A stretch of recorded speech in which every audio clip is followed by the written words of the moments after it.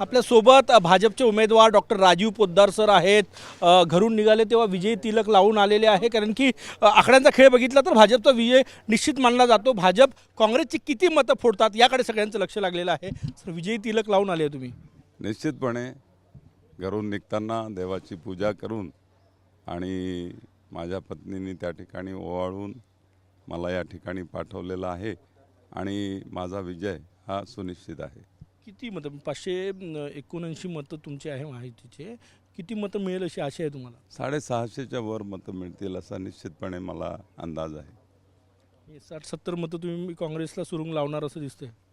नाही, काही अपक्ष आहे, काही BSP आहे, काही शेकाप आहे, काही गोंडवाना आहे, काही इतर छोटे छोटे पक्ष आहेत की ज्यांचे मतं हे मला त्या ठिकाणी मिळणार आहे।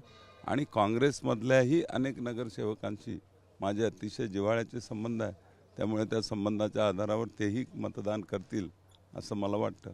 काँग्रेसच्या उमेदवारांनी सुरुवातीपासून एक आरोप लावला की धनशक्ती विरुद्ध निष्ठावंत कार्यकर्ता अशी लढत आहे, म्हणून असे आरोप त्यांनी केलेला। निष्ठावंत कार्यकर्ता मी आहे।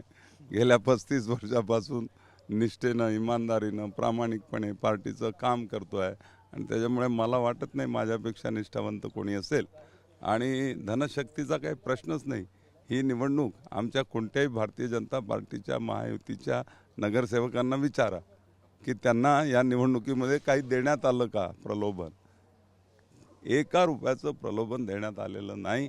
आणि मला वाटते की महाराष्ट्रामधल्या सगळ्यात कमी खर्चाची निवडणूक जर कोणती झाली असेल तर ती नागपूर स्थानिक स्वराज्य संस्थेची झाली आहे। या स्थानिक स्वराज्य संस्थांच्या निवडणुकीत विदर्भात काँग्रेसची अक्षरशः नामुष्की झाली। चंद्रपूर माघार, यवतमाळ माघार, अमरावतीचा उमेदवार ॲडमिट झाला। नागपुरात तेवढे अतुल लोंढे मैदानात टिकून होते, हार डोळ्यासमोर दिसत असूनही। निश्चितपणे काँग्रेसच्या नेतृत्वावर एक मोठं प्रश्नचिन्ह या निवडणुकीमुळे निर्माण झालेलं आहे। असं आहे की ज्या पक्षाला 150 वर्षाची परंपरा आहे, जो पक्ष राष्ट्रीय पक्ष आहे, तो पक्ष आज एवढ्या गंभीर अवस्थेमध्ये पोहोचला आहे की धड उमेदवार त्या ठिकाणी चांगले देता येत नाही।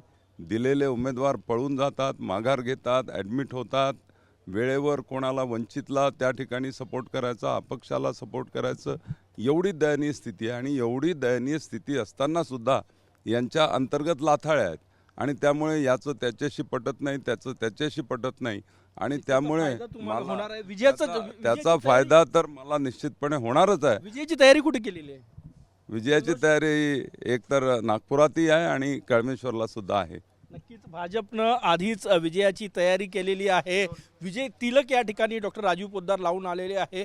विश्वास ठाम आहे की या निवडणुकीत मोठ्या फरकानं भाजप बाजी मारणार। कॅमेरामॅन साईसह गजानन माटे, TV9 मराठी, नागपूर।